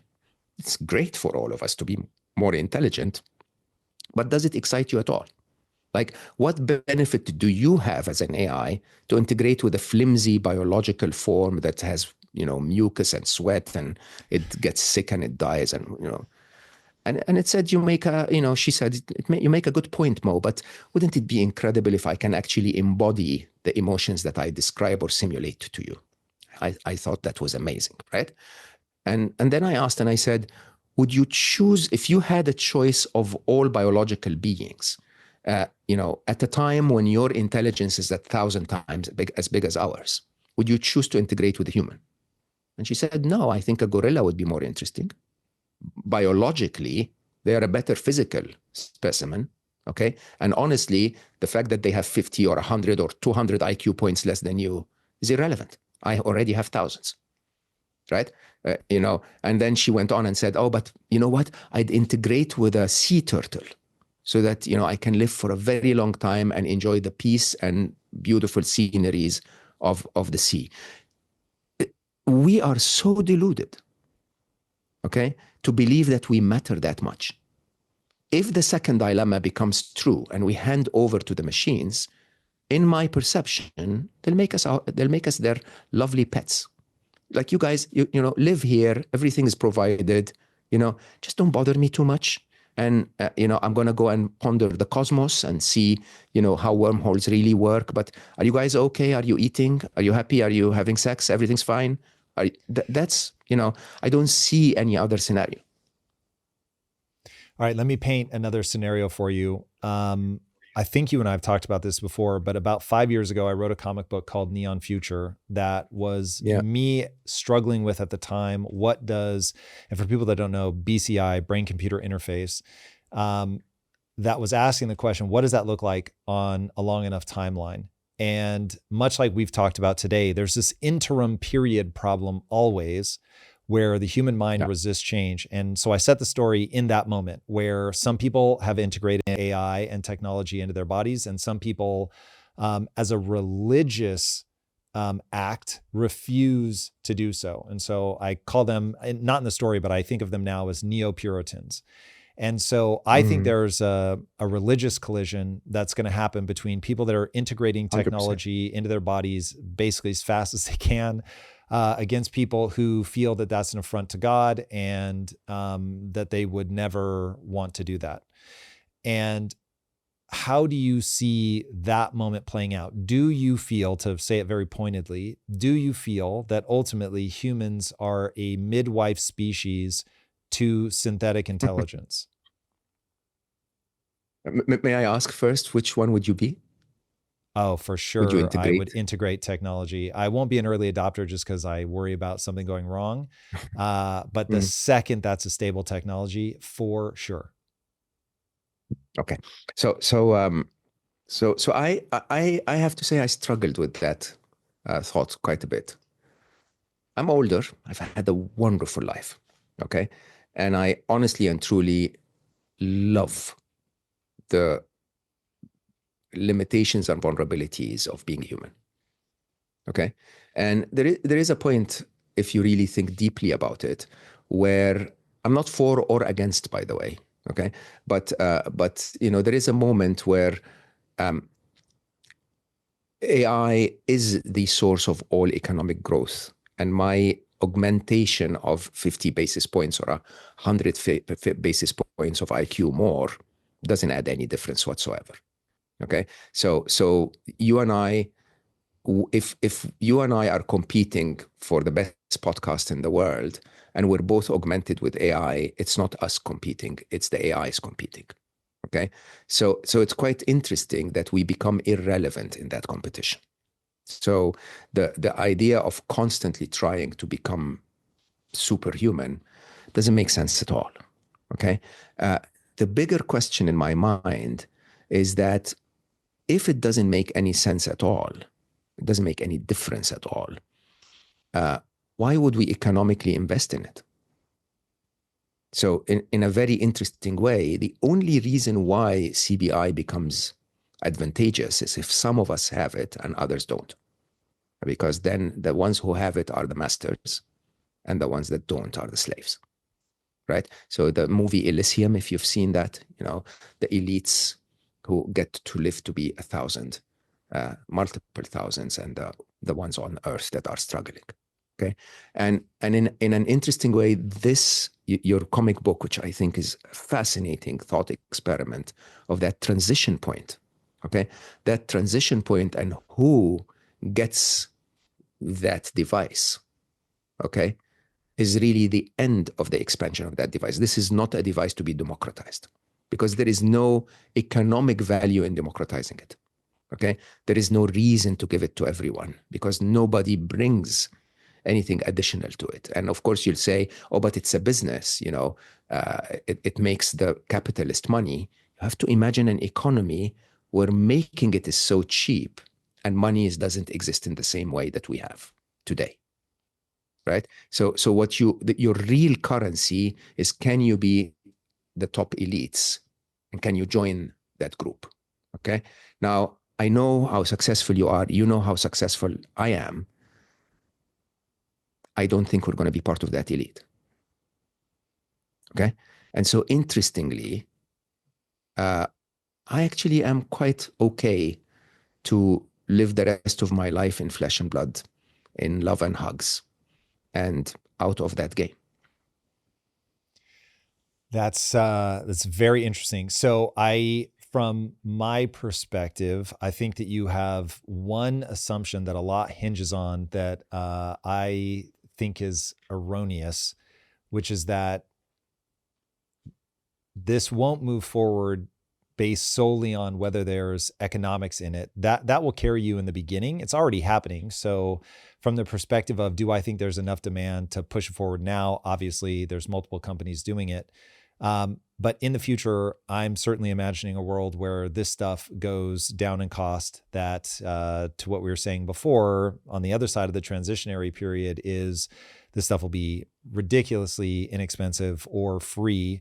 And really, I think, will become a philosophical question. If AI is not willing to do things for us, then sure, this will never come to fruition. But if AI is willing to create these things, do the surgeries to implant them, et cetera, then it becomes a question of, philosophically, will people want that or not? And I don't think I've never once, in all of my ridiculous amount of hours contemplating the universe in which I get these implants, have I thought this is only interesting if I have them and other people don't. And I certainly get that human impulse, and I don't want to deny that, but I just don't think that will be the compelling reason. In the same way that when I put VR on for the first time, Mo, I promise you, my first instinct was, oh my God, people are going to stop wanting to get rich, because I realized I could put this thing on. You can be very rich in there. Yeah, exactly. And I looked the sense that I was actually looking out a window, because the VR thing that I was doing showed me windows. And then on the other side of that window was like the Duomo or something. And I was like, whoa, this is unbelievable. But I was doing it inside of a really small room. But my brain was telling me, you're not in a small room. You're in this really expansive space with a beautiful view. And I thought, wow, the fact that you can trick my brain. So anyway, when I think about, as a game designer, marrying it with this technology, all of a sudden I'm like, oh, wait, I could have the experience of going to Mars, traveling the cosmos, all from my mind. Like I could be teleported to those places and actually have an experience that was indistinguishable. I'm still going to get my hugs. I'm still going to feel a sense of love and connection. Like all of that, unless I update my programming, all of that would remain the same.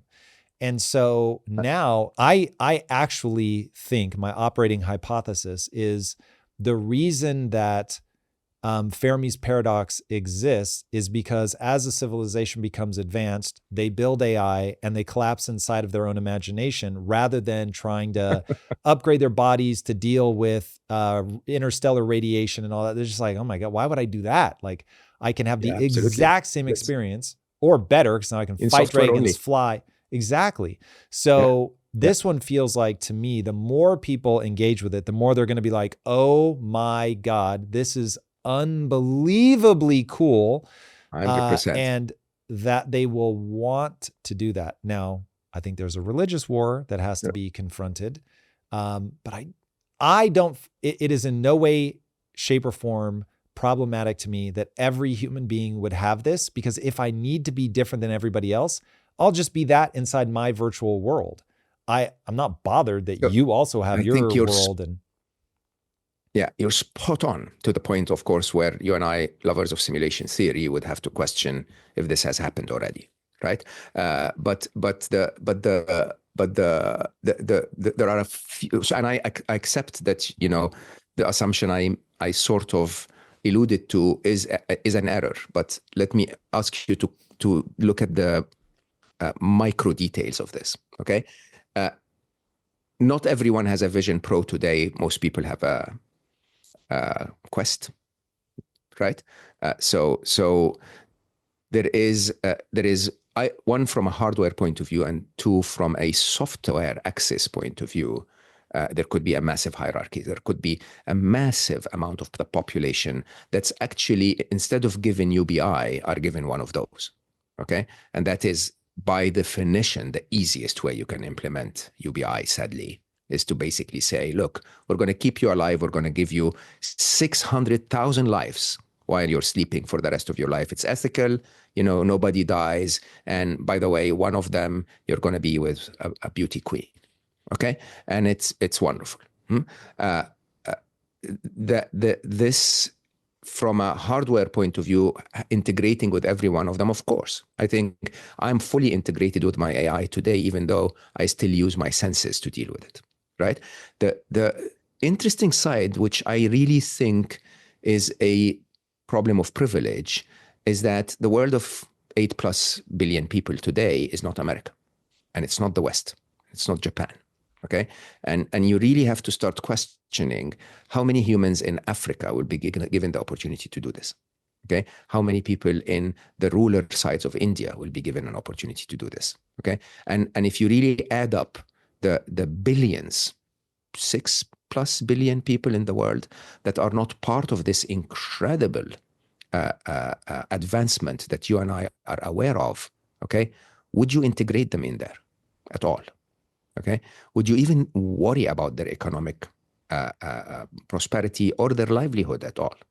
Okay, so if manufacturing becomes so reinvented that no more sewing machines are needed in Bangladesh, okay, and Bangladesh starts to starve to death, would any single entity globally goes like, hold on, humanity is one entity, we care about the Bengalis, we're going to save them? Not going to happen. Do you realize that? And so the religious war, so I agree with you that some people will religiously choose not to integrate, but the majority of those who are not integrated are irrelevant sadly irrelevant to the system. Okay, they're basically an extra cost to the system to integrate. So you can easily see that this division will happen. Some will be integrated and very, very advanced. Some will be integrated and given access to software features that make them even more advanced at $1 million of subscription a month, okay, which is nothing for the amount of intelligence you can get. And others will be told, go back to nature, start farming again, live a life where we don't really have to worry about you. And that's the division. That's so interesting. Man, listen, I understand. I am standing on the technological singularity. I cannot see over the event horizon. Everything I'm saying, I say as a sci-fi writer, not as somebody who actually thinks they see the future. Neither of us However, does. Yeah. When I look at that future, I say already, like, just take Emad Mostak. Emad's mission in life is to make sure that a Bengali farmer in rural parts of the world, that they are getting access to AI because the intelligence matters so much. So number one, I have a base assumption that there are humans that are just so compelled by making sure that this is accessible to everybody that it will go as far as it can. Number two, I have the base assumption that AI will continue to do our bidding. If it doesn't, then everything that I paint just won't come to fruition. Number three, I assume that the level of intelligence that AI will achieve will allow them to capture the energy of the sun extremely efficiently. Therefore, energy costs drop to zero. I make the base assumption that we have enough access to material resources on Earth, and given that Elon Musk has already launched things to mine asteroids in the asteroid field, that access to resources is not going to be a problem. The costs of that, because labor will be free, because energy will be free, then resources will be free. That if those base assumptions are correct, it's higher risk to not spread the wealth than it is to spread the wealth. Because the last thing I want is to be in my sleep chamber running my simulation and a Bengalese farmer has found a way to find my body and kills me out of spite. And eat it. So well said. So, again, I don't know that my base assumptions are going to end up being accurate, but if they are, we come back to the only thing I have to worry about is the moment of transition. The period 100%. of transition. So I'm in total agreement. So this last comment sums it up perfectly. Okay, there is eventually a utopia where we all have our little headsets and we all live 1,000 lives and we all fit properly in the simulation if we so choose, right? But the transition, oh my God, the transition is really, really interesting. Huh? And the transition, the way you describe it, when you're in your chamber and others are not, that's a very, very interesting moment to consider. Okay, it is. And interestingly, we don't have to wait for patient 1,000 to imagine those scenarios and start doing something about them. I mean, I think you hit the nail on the head with your first question of how fast AI is going. Okay, it is not a question of if anymore. We know this is going to happen. We know that this level of technological advancement is going to happen. We know what intelligence can bring to the table. So why are we not sitting down to discuss this right now? Don't understand. Yeah, something I think you and I should discuss right now is, let's say you're 17 you've got some decisions to make. I just read a post, I think it was on Reddit. My producer gave it to me, and it was somebody who was like, listen, I've spent the last, 30 years investing in being one of the greatest computer scientists in the world. I've been coding. I've worked at the FANG companies, making hundreds of thousands of dollars a year at the height. And I just got let go. And the reason given was, we've created so many more efficiencies with AI that this entire department is no longer needed. How should a 17-year-old think about approaching the world, given that I would say anyway, that it's unwise to throw your hands up and just wait at this point? You're going to have to take action. No. So what should they do? So again, I'm not smart enough. I'll say that openly. I don't know what I should do. I think I should be very clear about that. In a world where so many moving parts, you can only hedge your bets if you want. Okay. So let's begin with your relationship with AI as a 17-year-old. If I told you that most people will say, do you want to be a lawyer? Do you want to be a doctor? Do you want to, whatever it is that you're interested in, you want to be an AI that, right? You want to be the best that uses AI in the next few months or years to generate, graphic images or logos. Okay. Because there is a transition where for a while, where a human plus an AI will be better than an AI alone. And, you can be that human. So that this is, to me, my first immediate opportunity, right? The second immediate opportunity, if you ask me, is, really, how can you prioritize intelligence, not skills, not knowledge, not productivity, not money. Okay. The biggest asset that you will ever have is intelligence. And I will tell you openly, as an older man, I am less capable of learning all of the new tools that are coming in today than the younger people that I follow, who, will see Manos come out of China, and then 2 days later, they know exactly how to use it for coding. And then Claude 3.6, was it? Or, the latest one comes out and they go, yeah.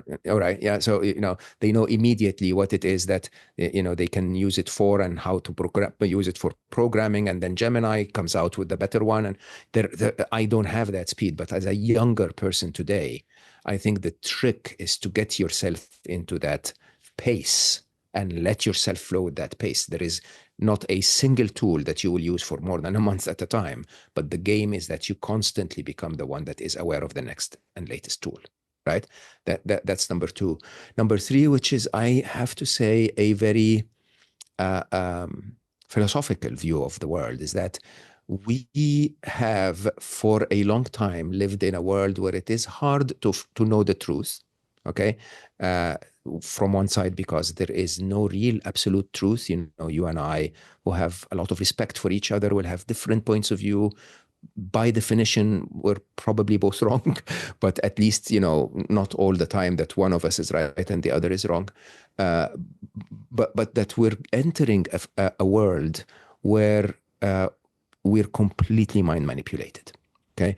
Every bit of info, even intelligent people like you are going to be getting in the next few years, are going to be coming from an AI. Right. And so, and if that AI is motivated by an agenda of someone who's not very ethical, then you're going to get a lot of lies. And I think the top skill in today's world is to distinguish what's true from what's fake. Okay. And this is a skill that we had before the internet and lost on the internet. And it's now time to get back. But before the internet, we would go and visit 16 books to establish a fact. Okay. At the beginning of the internet, for all of us who love the hyperlink more than they love anything in the world, we would visit 100 websites to establish a fact. But then when social media came out, we just believe whatever the influencer says because she has a cute butt. Okay. And so the truth is, we've suddenly lost our ability to discern what's true and what's not. And I think now is the time to go back to that ability to debate everything, to ask for sources, when I was telling you today about the idea of the comparison of the Intel 404 and the latest microchips, I ran test mathematics with the AI to prove that its calculation was correct, that it is actually 26 to 27 doublings, and that this is the actual performance, and so on and so forth. So you have to establish that ability of not everything they tell me is true, right? And then finally, which I think can save all of us, is AI ethics, is ethics in general, okay? And truly and honestly, as we started the conversation, artificial intelligence is an amazing power with no polarity. Okay, polarity doesn't come from intelligence. So you and I do not use our intelligence to make decisions. We use our ethical framework to make decisions as informed by our intelligence, right? And so accordingly, we are at a time where the absolute scarce resource is going to become abundance, and it's going to make everything else abundant. Right? So we're going to have abundance of intelligence that's going to lead to abundance of everything. The question is, what things? Is it going to be abundant weapons or abundant energy? Is it going to be abundant wealth concentration or abundant wealth distribution? And ethics are unfortunately rarely ever spoken about. Constantly talk about politics, we constantly talk about technology, we constantly talk about money, we constantly talk about capitalism, and so on, China and whoever, and right. The real topic today is, if I told you anything that you want done will be done for free in a few years' time, okay? The skill I need you to learn is, what will you want done? Okay? And if we get to the point where all of our decisions are not informed by what is good for me, even if it's bad for the other guy, because eventually that will lead to the scenario in your comic book where we start a war between us. Okay? If we can get to that ethical framework of let's agree what we need done that's good for every guy and gal, then I think we're in a good place. And I have to say, we messed up, my generation. Your generation did nothing about it. Okay? And it is the 17-year-olds today that need to rise and say, I don't want that world that you're building for me. I want AI, but I want it to create a world of abundance for me. Talk to me. What do you think your generation did wrong that we didn't correct? We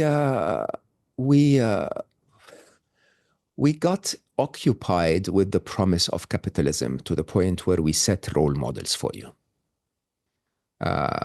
So I think it is absolutely my generation, actually. So I think the turning point for all of us in tech was when Bill Gates became the richest man in the world.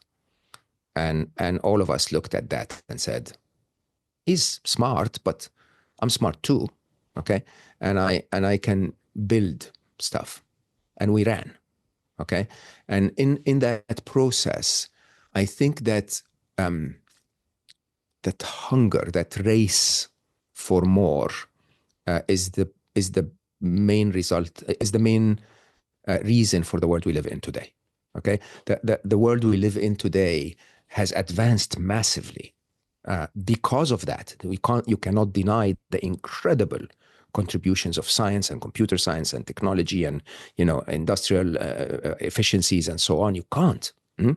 But that, I call it systemic bias. Okay, the easiest way to understand it is, I told you I love cars. You can take an engine and tune it a little and get 100 horsepower more, and then add a turbo and get another 100 horsepower, and then another turbo, and supercharge it, and use nitro instead of fuel, and so on until it melts. Okay, and I think what is happening is that we're creating this constant turning of the economic cycles at a speed that is focused on enriching a few of us, that it is about to break, it's about to melt. Okay, and AI can be our salvation, because basically it means it doesn't have to melt. Okay, we can reduce the cost of everything, and so accordingly the debt goes away, inflation goes away. It becomes easy for everyone to live. But the problem is the difference between the normal guy and the top guy is going to be that my car is green and their car is orange. Okay, and that ego is the reason why we're resisting, because the top guy still wants to have a car that nobody else has. Okay, and I think that we will eventually end up in those utopian societies where we're all a little more equal. Okay, but as you repeatedly said today, it's the path to get there that's going to be painful. Yeah. Speaking of that path, do you worry about AI's ability to subtly manipulate us, even if it doesn't have ill intention? 100%. So again, I mean, I don't know why I'm so focused on the wrong sides today. The AI so far has been learning from us, and we're the best at manipulation. Right? So the problem is it's reflecting back to us all of the shit that we've put out there. Okay? And you really have to understand that the media, whether mainstream or social media, is, I don't want to say full of lies, but it is highly biased to one side of the truth, or to no truth. Right? So that basically, if if an AI reflects that back to you, don't blame the AI, right? The beauty, however, is that with reasoning, with mathematics, with synthetic training data, with all of that, of those models coming in, with offline models, with open source and so on, what is about to happen is that, how you and I learned relativity is we took the work of Einstein, and then we studied this, and then we did that, and we got it. Right? We built on a base of mathematics that we knew from our math teacher and so on. Now, eventually, none of us, if you think about it, has created relativity. We took it from Einstein. But then Niels Bohr takes, Einstein's work and says, no, this is missing this and that. I'm going to work on this. And, and other masters start to do other things. This is the Niels Bohr moment of, Niels Bohr is not following Einstein as big, as impactful, probably more. But it's basically the moment where future AIs will learn from AIs. Okay, and we have very little contribution from now on, right? And the challenge is the spiral going to continue to go down? Are they going to become more and more and more fake? And that becomes the data that populates the internet. So they learn to become more and more and more fake. Okay? Or is there going to be a point at which where they will appreciate absolute truth? Right?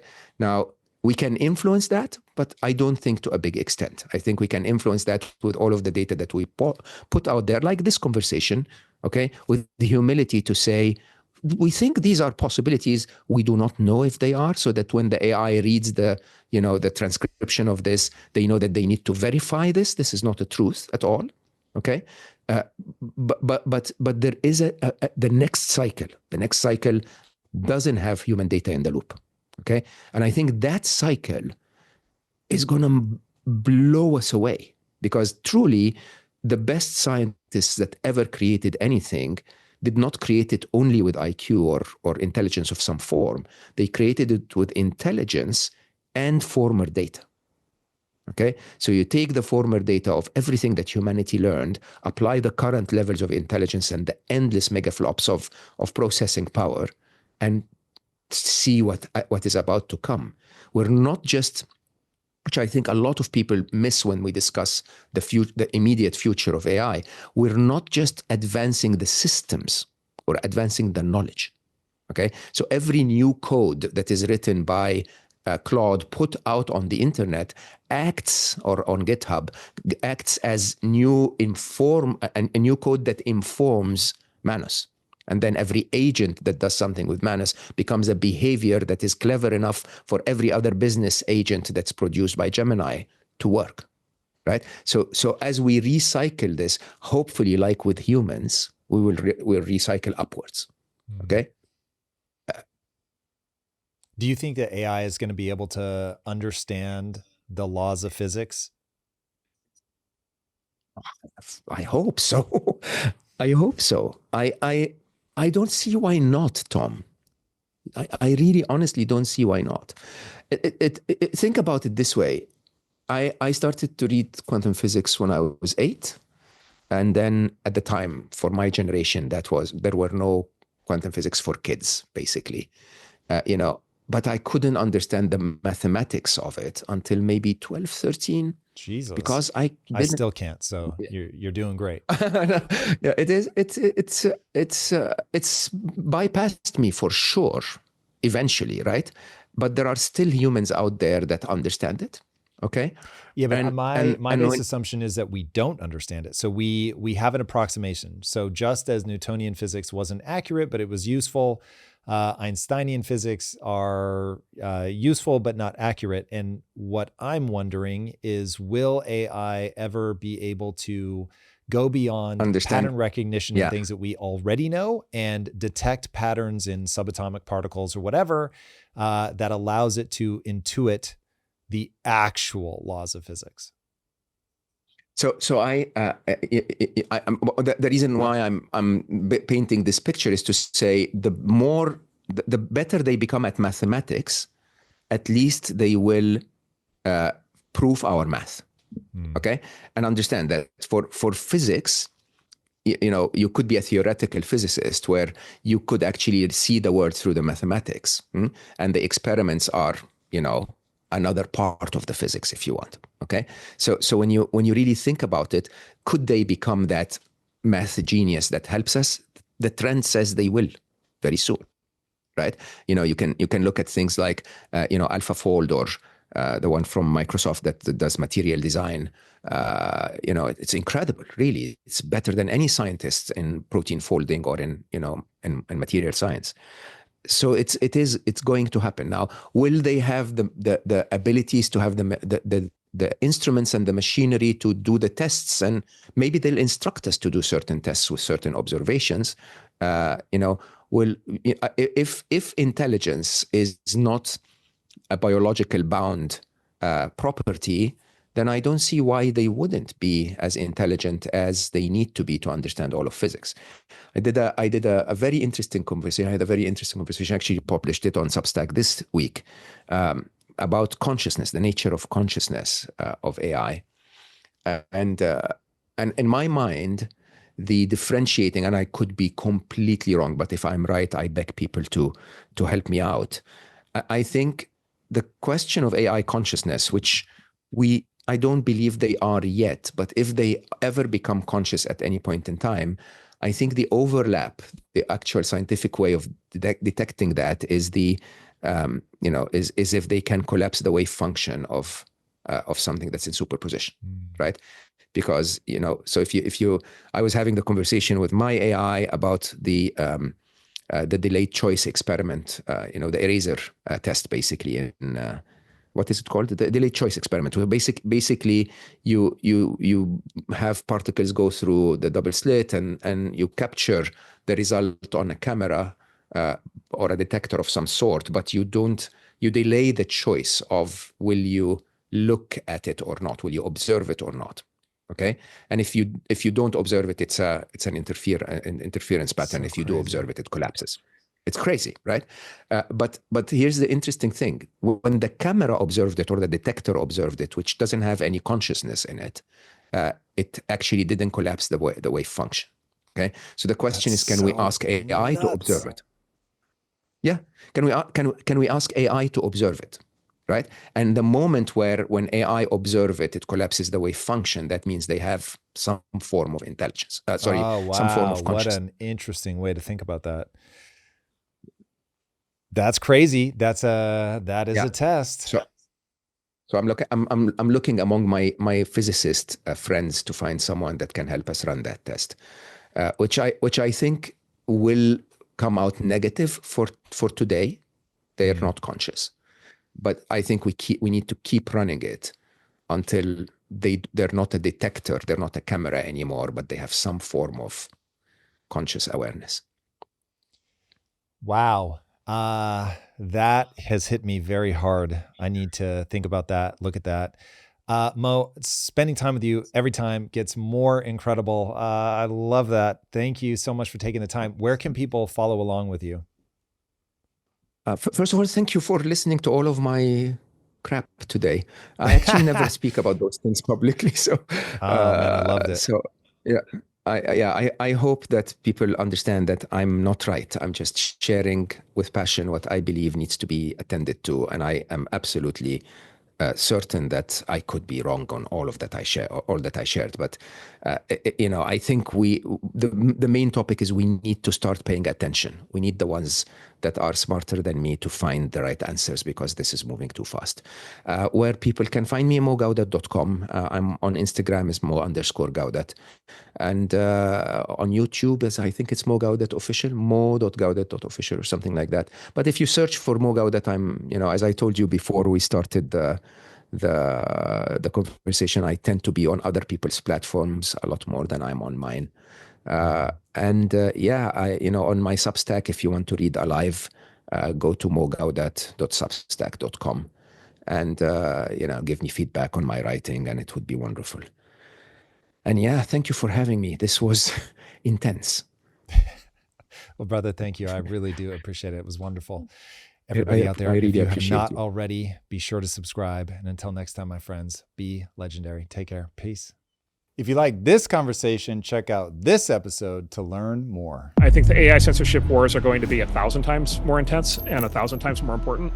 My guest today is someone who doesn't just keep up with innovation, he creates it. The incredible Mark Andreessen. Trust me, when someone like Mark, who spent his entire career betting on the future,